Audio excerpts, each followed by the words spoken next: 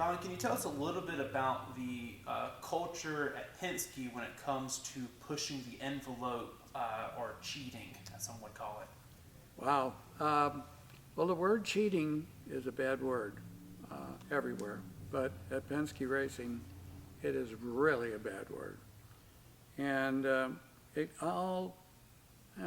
let's face it, modifying the rules has been around for years and years and years. And you know, one of my heroes was Junior Johnson. I told you that before.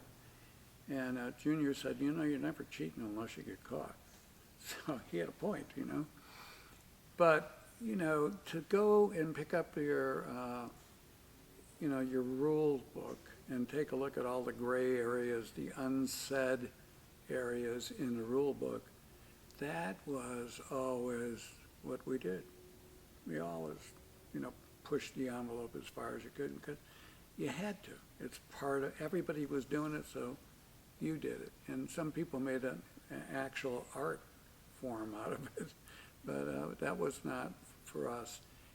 And, Penske Racing had one black eye in all the time I can remember.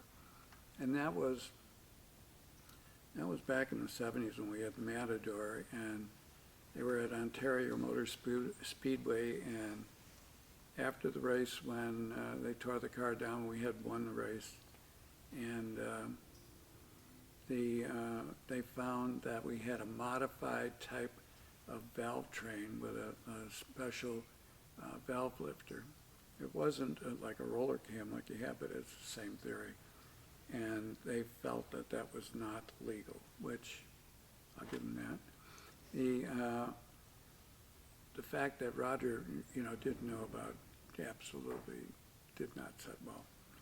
And what happened was he found out afterwards, and when he heard the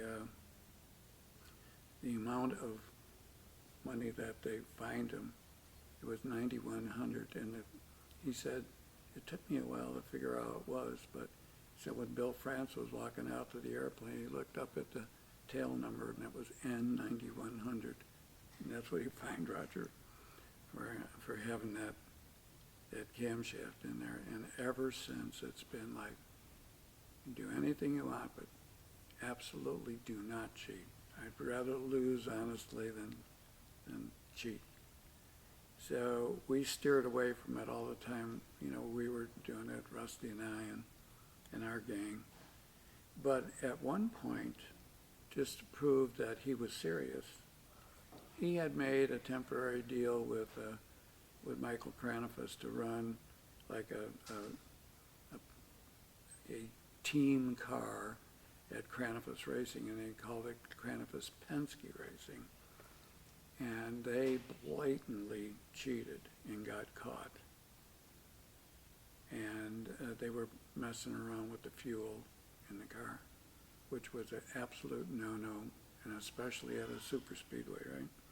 They got caught, busted, and it went to the point where they all sat down and discussed what happened, and it was like court.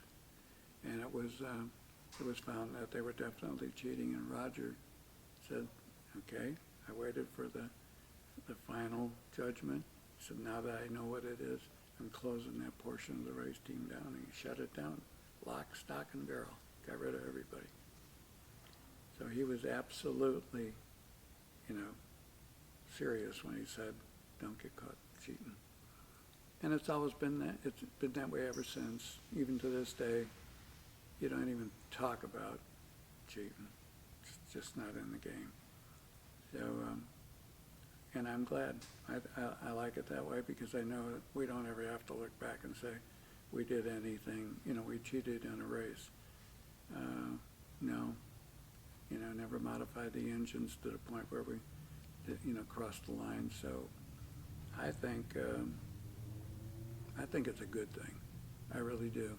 And a lot of people go, ooh, that's not the NASCAR trick. Well, I guess in some areas it isn't, But I don't believe that there is half as much as there was going on back in the old days not even a third as much, because there's no leeway now, because they don't build their own engines, they get an engine shipped to them, right?